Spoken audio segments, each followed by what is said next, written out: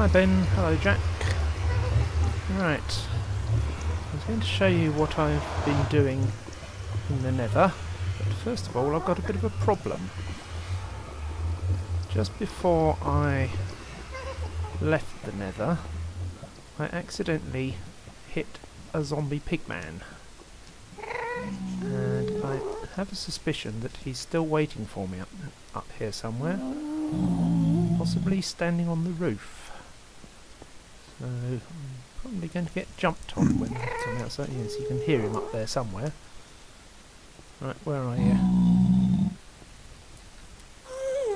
You're not bothered? You're not going to come down. Okay, I can ignore you. I shall see you at some other time.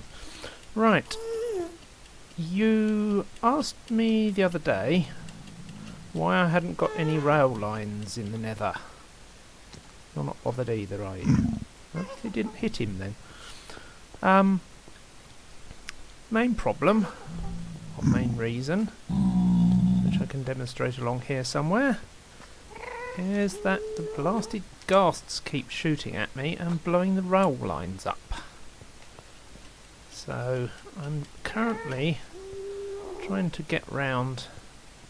Yes, there's a bit of rail there missing. I think there's a bit missing up here as well. I'm trying to cover over the paths. Unfortunately, it takes so much. Yes, there's another bit missing there. It takes so much resources that it's going to take me a very long time to do. The first thing I'm going to show you, apart from all the work that I've done so far on it, is where I'm getting all the stone bricks from. Because I'm doing a lot of work in the Nether, I've actually set myself up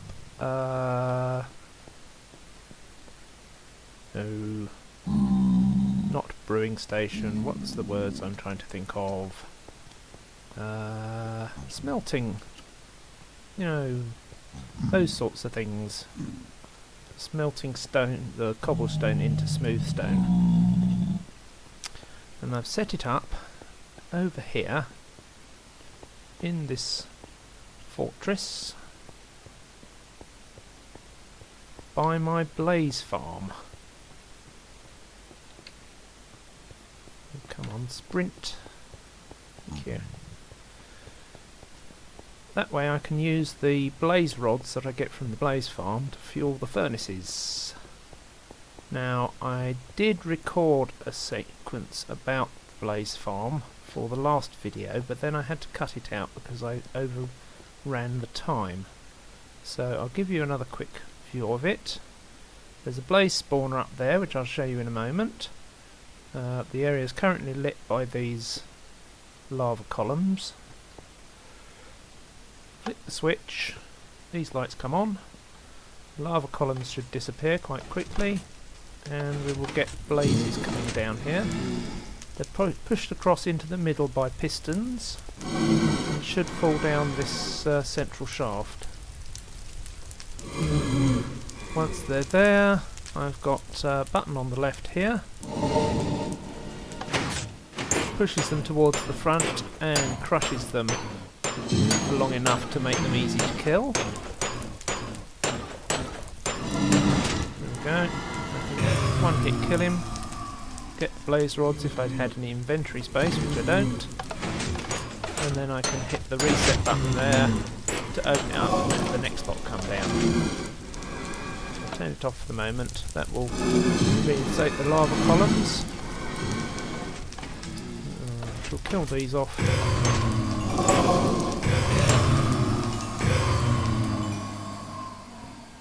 I'll come back down there for the blaze rods in a minute. Here's my smelting station.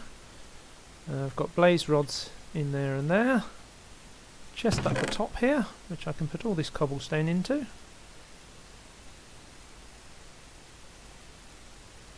Should have enough blaze rods in these two to smelt 12 stacks of cobble.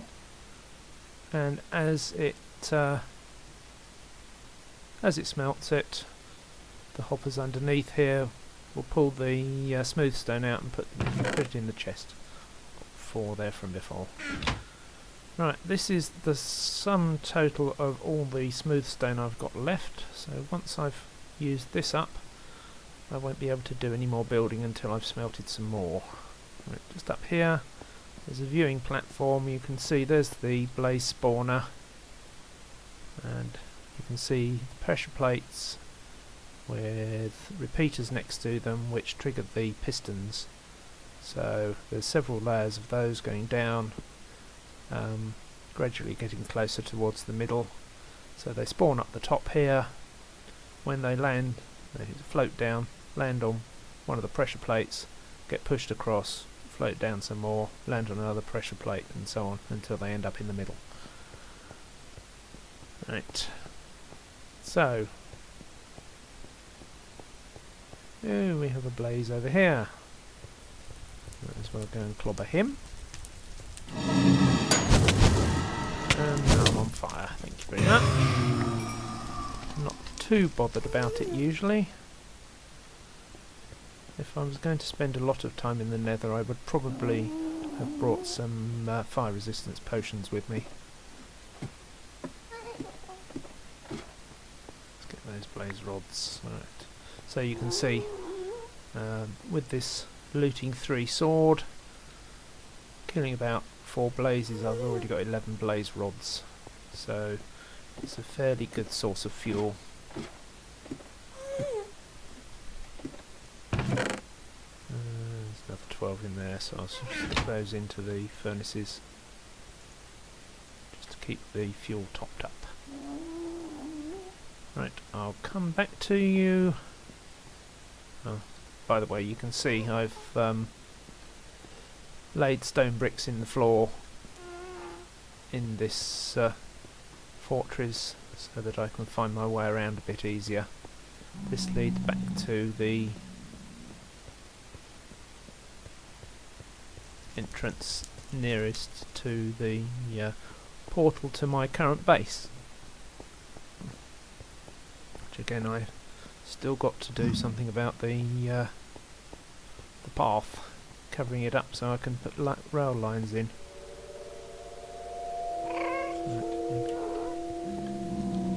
No, none of the zombie pigmen seem to remember, so I'm okay there.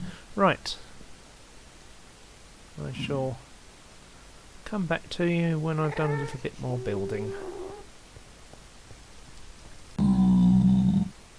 Right, I've finished this section here, except for putting the iron bars in, which I'll do when I come back. The mistake I made when I designed this passageway is I made it much too elaborate. It takes up a horrendous amount of resources, both the stone bricks and the iron bars. You can see I've put some effort into making the outside of it look very nice, which is all well and good, except that once I've closed it all in, I'm never going to see the outside.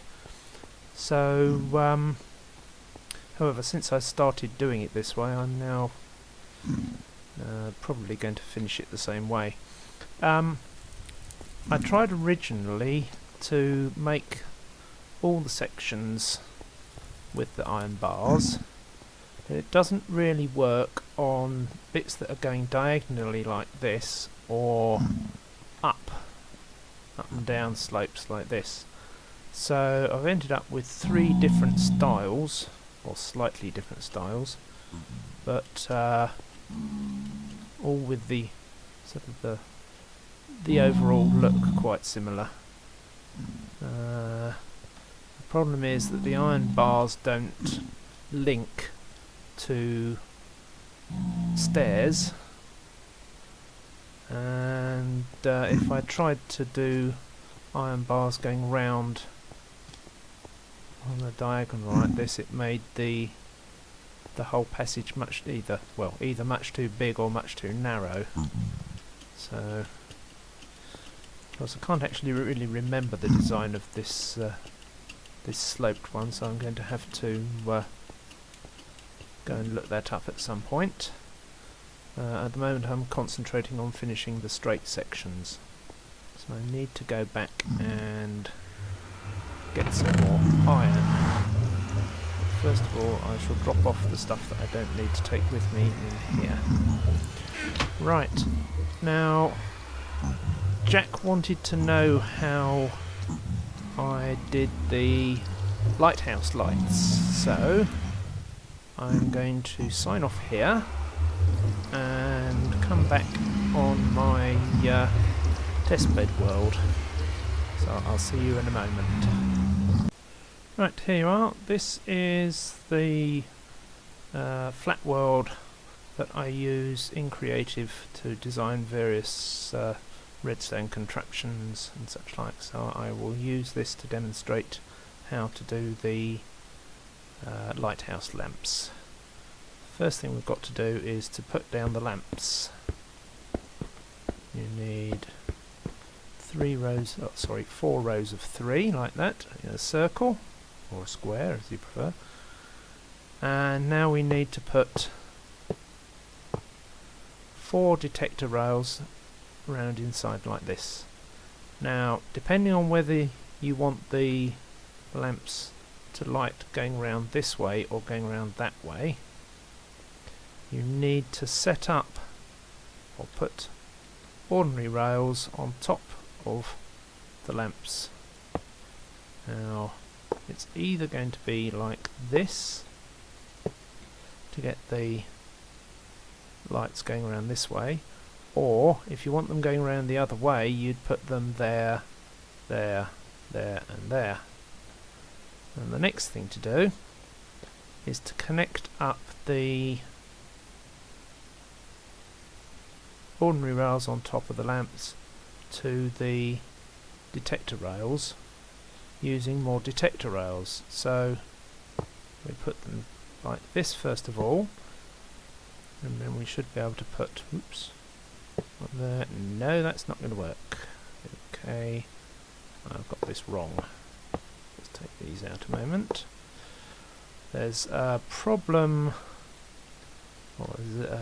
with the game. Depending on which way you place rails or which order you place them, they connect differently. So when you put them down originally, they'll line up this direction, which is north to south, as you can see there.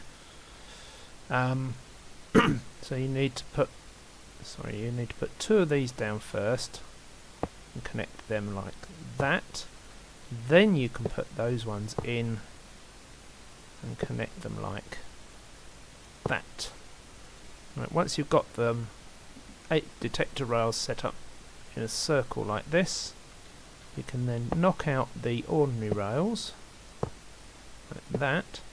And you should now be able to place a minecart on one of these sloped sections, and it will roll round continuously, getting a little boost from each sloped one, and as it goes over the detector rails it makes the lamps light. So there you go, Jack. Alright. Okay, well I think that's probably all that I've got time for now, so I will see you again in the next video. Hope you enjoyed. See you soon.